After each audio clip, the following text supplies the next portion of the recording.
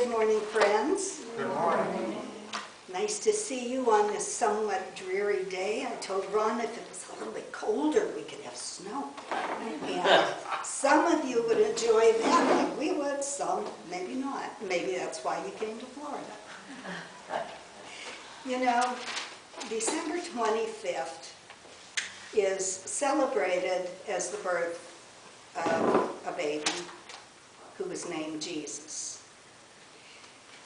And I must tell you, I did not find out about the religion of spiritualism until I was about 30 years old, 28 to 30 years old. And I had been raised in varying Protestant churches as I was growing up. My first recollection was in a Baptist church basement in Ohio when I maybe was 4. And the teacher of the Sunday school had a flannel board and then all these figures that would stick to the flannel. And she told a story I had never heard before. She was talking all about the birth of this baby Jesus. And it sounded kind of neat, you know. I mean, there's a bright star, there's a baby, there's animals. I thought, well, that's a nice story. As I continued to grow and began questioning whatever church I was in at this time of year, I never got past my personal feeling that, well, that's a nice story. We know that the events of this man called Jesus were written about by many different people and quite an extensive period of time after the birth. But the story is based on historic fact. Not necessarily the date of December 25th, because historians say, well, the shepherds wouldn't have their sheep out in the fields at that time of year. We assume there were 3 kings. One of our songs tells us there were. We know taxes have been an issue forever, and that's why Mary and Joseph had to travel. We know that the rulers, the Romans in those days, were pretty barbaric, and people were really held under the thumb. And so to have this miraculous birth of this innocent child gave hope to so many people that maybe this child was going to be the answer. And as Jesus grew and became a young man, he did have brothers and sisters, not born under his circumstances, but he was not an only child. He was in a family of, I believe there were 7 siblings. And he had to do chores around the house, and he had to work in carpentry. And then he reached that magical age where he just needed to be alone. And as he did that, he communed with God, he called him Father. But you know, nowhere in the Bible does Jesus say that he was the only Son of God. It was said about him, but he never claimed to be. In fact, the teachings of Jesus stressed that we are all children of God. And if you can imagine, even in this day and age, if some magical appearing person came in and taught only love, only forgiveness, only caring for one another, would we also end up crucifying that person? It may not happen quite the same way, but oh yeah. Anyone that dares to go upstream is going to be challenged. So even as Jesus grew and was challenged, he didn't get mad. He didn't fight back. He taught by example. He didn't judge. He told people, no, we don't judge. What is that? Let him without sin cast the first stone. It's not up to us to judge.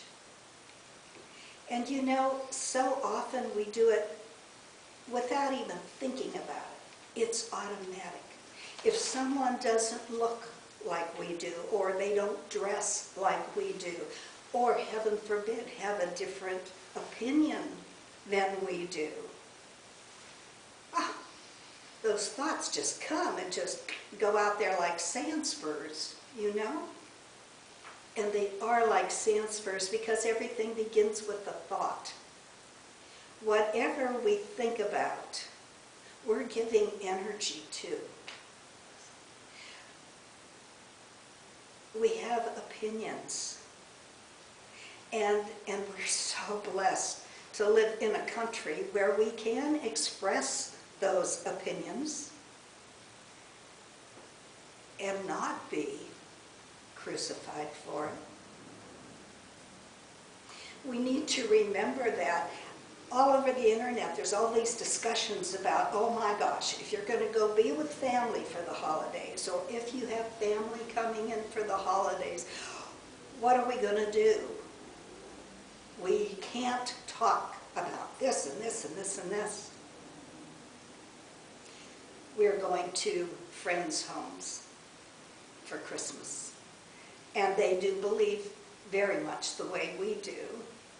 But they're having some other kind of extended family there, and they're giving us a list. We can't talk about this. And I said, I know that. We wouldn't do that. So what do you talk about? You're gathering with all these people, and maybe you've never met them. Maybe they're extended family that you never see. Why don't we find something positive? Why don't we find something that we can agree on? The fact that this is the season of love. I don't want to hear how commercial it is. I don't want to hear that it's all about spending money and gifts. We know that's not what this should be about. And if we allow it to be, then that's on us. I find many people in Ron's and my age group who do have grandchildren, or if our friends are a little bit younger, they have very young grandchildren. And they're getting so upset because these grandchildren want such expensive things, and they want it all. If a grandparent is going into debt to try to fulfill these wishes, that's not the child's fault. And any of you who have had little children know it doesn't matter. If they're very little, they'd rather play with the ribbon, the paper, and the box. Universally. If they're a little bit older, they might get a little upset that they didn't get everything on their list. But how much time do you spend with those young people the rest of the year? How much time do you spend? If you live in close proximity, hopefully you will see them often. You can read to them, you can tell them outrageous, silly stories. You can cook together or bake together or build something together. You know, I bet any one of you would have a hard time remembering a Christmas gift, just one, that you got every single year that really stood out and you still have that memory. I don't. I remember 2 Christmases. The first, again, we were still in Ohio, and my parents said, "You need to go into the bathroom." No, I don't. Yes, you do. There's something in the bathroom for you. There was a box, and it was wrapped, and it had some holes punched in the paper, and it was making noises. I could hear the scrabbling around. I didn't want to open it. They finally persuaded me to, and it was a kitten, my first. And that present I do remember. The only other Christmas I really, really remember specifics about was when we lived in California. I would have been about 11 or 12. And my mom and dad and I loved surprises. You could give us a box of toothpicks, but if it was a surprise, we were happy. And I was looking for a box to put something I had gotten for my mother into. And I found a bracelet, and it was engraved with my name. Probably the worst Christmas ever. I felt so guilty. I didn't want my parents to know that I had ruined the surprise. And so when it was wrapped and given to me, I couldn't have been that good an actress, you know, but I tried. I don't remember a bunch of toys. I don't remember the things. I remember the people. I remember school plays and music. I remember going downtown, and it was a very small town. But there were lights in some of the shop windows, and there was music playing. That was magical. I haven't outgrown that. I have not outgrown that. I am so thankful every time I hear Christmas music or the jingling bells. I'm thankful because I can hear it. And the lights, Ron indulges me every year. My biggest present of all is to go out riding in neighborhoods and see Christmas lights. These are the things that don't cost money. These are the things that lift us. They lift our vibration. They remind us that people are playing music for everyone to enjoy. People are putting up lights for everyone to enjoy. We had a get-together yesterday with Ron's family. Boy, was there a turnout this year. They were coming from Michigan and all around the country. And it was fun. And it was great to see nieces and nephews our son's age. People didn't recognize our son Jim. He's a man. He has a beard. What happened to Jimmy? That's what it's about. And if you don't have family near, then I sincerely hope you have good friends. And we honestly know that sometimes good friends are much closer than certain family members. So we want to spend this time of celebration. And it kind of starts around the time of Thanksgiving. We're reminded it's time to give thanks. And hopefully it will continue not only to the end of this year, but on into this beautiful new year that's coming.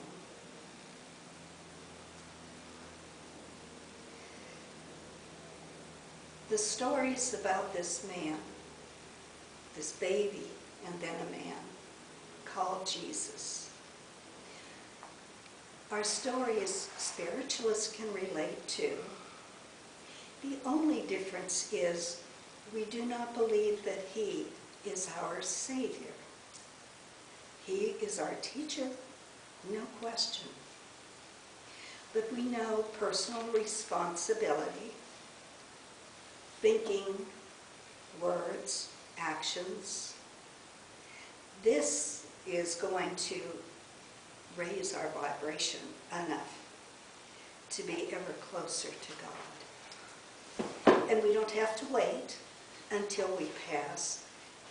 We can incorporate that into our everyday lives. Do we? Maybe that's why we have Thanksgiving. Maybe that's why we celebrate this season of love. You know, this last year, 2019, has been hard for so many people we know. They've had their own serious physical challenges. They may have experienced one or more transitions, passings of dear family or close friends. People have sometimes gotten out of work, and it's a scary time until they find something that invariably is better than what they were forced out of. People sometimes are away from home. God bless our military. God bless our first responders.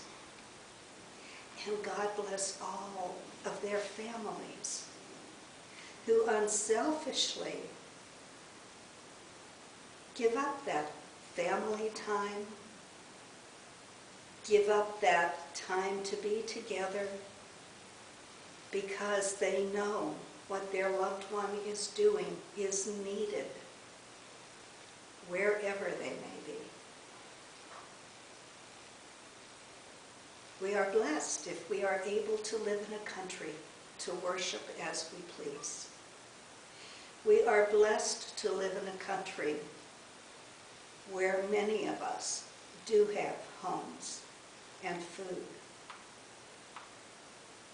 and decent health care. And for those who may not have had their own opportunity to experience that, so many Americans are giving and doing all that they can to help those who are less fortunate. This is a magnificent country, and we're blessed to live here. We are blessed to have our own religious beliefs, recognizing that we're not so different. We are all connected. We may have different sacred books, but every one of them is uplifting. Every one of them has some truth in it. It's how we interpret it. It's how we live it. Today, instead of being terribly sparkly, I have a lot of pearls. I want you to consider this as we go into a new year. Pearls start out as a grain of sand, and there's too many grains of sand to count in this wide world. It manages to get into an oyster. Oh, that must be aggravating to the oyster. so aggravating that the secretion is given out to try to protect from the discomfort of this grain of sand. A long time later, that oyster may be found with a beautiful pearl in it. Think of that when you have that grain of sand that you just can't seem to get away from. Know that God will see to it that something beautiful will come out of that grain of sand. I know it's hard to believe. We get afraid, we get hurt, we get angry, but something good always comes of it. We need to go within. We need to pray. We need to ask God for the guidance to help us understand what this is. And we know it will ultimately turn out just fine. I hope you all have a beautiful and blessed Christmas holiday season, because it is a season, it's not just the one day. Be kind to one another, smile at one another, give gratitude for our blessings. Thank you.